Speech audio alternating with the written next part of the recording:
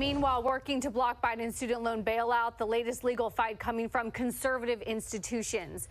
The Cato Institute and the Mackinac Center are suing the administration over its continued disregard of the Constitution. Now, a U.S. district judge dismissing their case, but the nonprofit says that won't slow them down. Holly Wetzel from the Mackinac Center, I'm pleased to say, joins us now. Holly, we are reading your piece in the Journal today. It's called, quote, "My employer is suing to stop Biden's lawless action, and I'm glad." What's your response? What do you make of these policies that sometimes appear to not be going to the people who actually need them? Yes, well, first of all, thank you so much for having me on the show.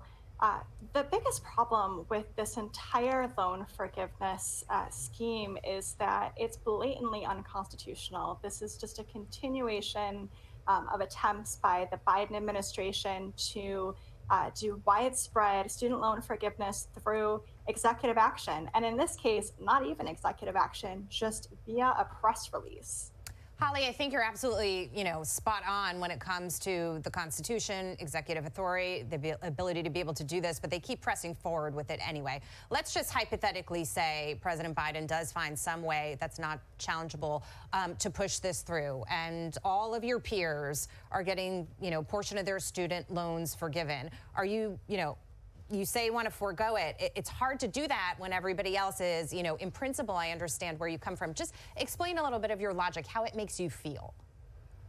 Yeah, absolutely. Well, whatever short-term benefit that I would be getting from this early relief in my student loan payments would come at the long-term and irreparable harm to the U.S. Constitution.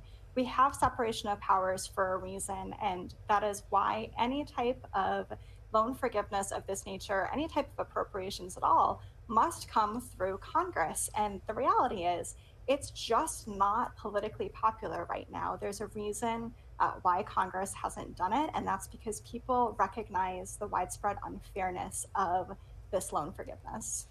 Holly, do you think your generation has an entitlement problem, and that's what's behind all this?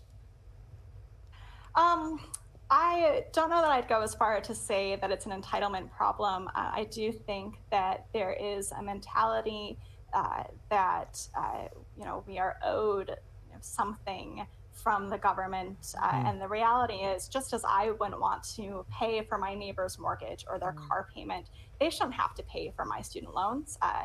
Each one of us makes an individual choice as to whether or not to pursue a college degree, what college to go to, whether to stay at home, whether to work full-time through college.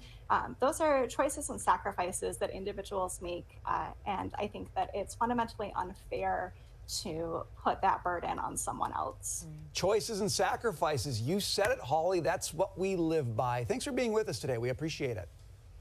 Thank you so much for having me.